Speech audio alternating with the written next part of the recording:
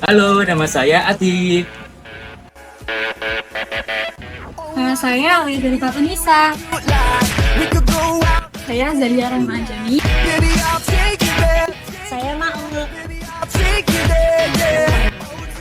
Saya Mudiayu Syirwalini. Dan saya Diana Nurarianti. Buat menyaksikan. Yeay.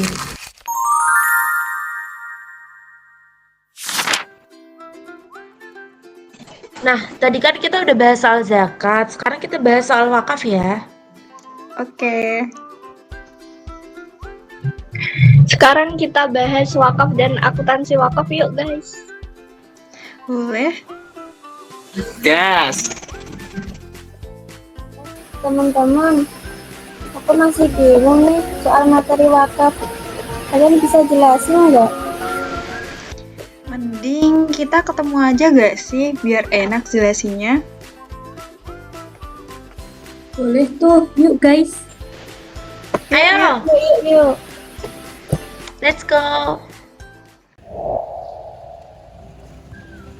Jadi, wakaf adalah penyerahan suatu harta yang bersifat tahan lama seperti aset produktif atau tidak habis sekali pakai dari seorang wakif untuk kepentingan ibadah atau kemaslahatan umum sesuai syariat Islam. Nah, Pada umumnya, wakaf memerlukan pemahaman beberapa aspek kunci, yakni pemegang wakaf harus mengalokasikan hartanya untuk tujuan amal. Selain itu, pemberi wakaf harus memiliki tujuan yang jelas, berfokus pada amal untuk penerimaan atau kelompok tertentu.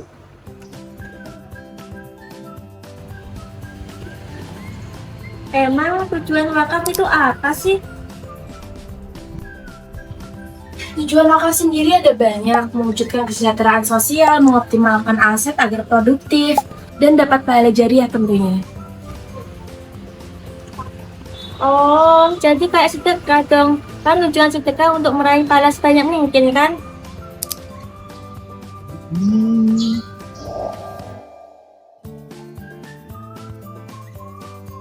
Beda dong Maul. Manfaat dari wakaf bisa dinikmati oleh banyak orang, sehingga pahala dari wakaf akan terus mengalir meskipun pemberi wakaf atau yang biasanya sebagai sudah tidak independen. Wakaf juga mempunyai beberapa jenis. Yang pertama, wakaf khair. Tujuannya untuk kepentingan umum dan jangka panjang, seperti pembangunan masjid, rumah sakit, sekolah, atau untuk menolong fakir miskin. Yang kedua, wakaf ahli atau wakaf keluarga. Fokusnya adalah memberikan manfaat kepada pihak tertentu yang memiliki hubungan dengan pewakaf, seperti keluarga, keturunan, atau teman. Yang ketiga, wakaf mustarak. Wakaf ini memberikan manfaat secara bersama-sama, baik untuk kepentingan umum maupun untuk pribadi atau keluarga pewakaf. Yang keempat, wakaf benda tidak bergerak. Seperti wakaf tanah untuk masjid dan sekolah, dan wakaf bangunan untuk fasilitas publik. Kemudian yang terakhir ada wakaf benda bergerak. Contohnya, uang atau wakaf tunai, logam mulia, saham, dan surat berharga. Oh gitu ya. Berarti wakaf ini termasuk sunnah kan? Betul, hukum syariat wakaf ada di dalam Al-Quran surat Al-Baqarah ayat 267 dan surat Al-Hajj ayat 77. Di Indonesia sendiri, wakaf ada pada Peraturan Undang-Undang Nomor 41 Tahun 2004 dan Peraturan Pemerintah Nomor 42 Tahun 2006. Gimana mau? Udah jelas kan soal konsep wakaf? Udah nih, makasih ya teman-teman. Oh iya, sekarang kita bahas akuntansi wakaf yuk. Boleh? Yuk. Iya.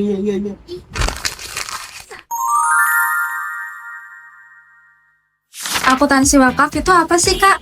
Akuntansi wakaf adalah proses pencatatan, pengukuran, pengungkapan, dan penyajian transaksi wakaf yang dikelola oleh Balir sesuai prinsip akuntansi syariah. Tujuannya untuk menyediakan informasi keuangan yang transparan, akuntabel, dan dapat dipercaya oleh wakif, masyarakat, pemerintah, serta pihak-pihak lain yang berkepentingan. Peran pihak-pihak dalam pengelolaan wakaf apa aja sih, Kak?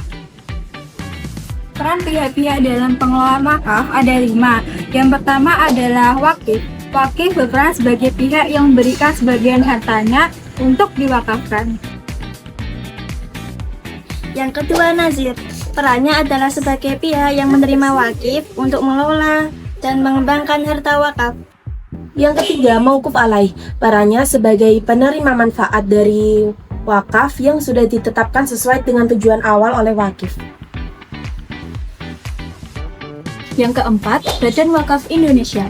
Badan Wakaf Indonesia memastikan bahwa pengelolaan wakaf berjalan sesuai regulasi, syariat, dan prinsip akuntabilitas. Sehingga aset wakaf benar-benar dimanfaatkan secara optimal. Yang kelima, yaitu LKSPWU. Pemerintah itu berfungsi sebagai mengatur dan menyediakan landasan hukum. Sementara itu, LKSPWU adalah pihak yang memfasilitasi penerimaan, penyaluran, dan penyimpanan harta wakaf agar lebih aman dan produktif. Regulasi akuntansi wakaf diatur di mana ya, Kak? Regulasi akuntansi wakaf di Indonesia utamanya diatur dalam PSAK 12, yakni mengatur bahwa laporan wakaf tidak terpisah dari laporan pengelola, sehingga posisi keuangan wakaf bisa jelas terlihat.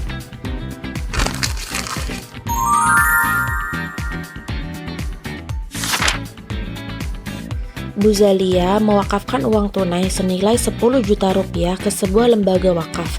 Jika Pak Adib punya laporan keuangan, misalnya perusahaan atau individu yang mencatat, maka jurnal pencatatannya adalah beban atau wakaf 10 juta pada kas 10 juta.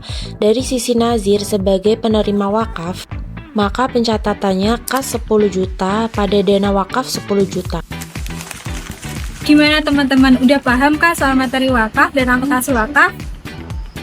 Semoga udah ya. Sekian dari kelompok kami. See you!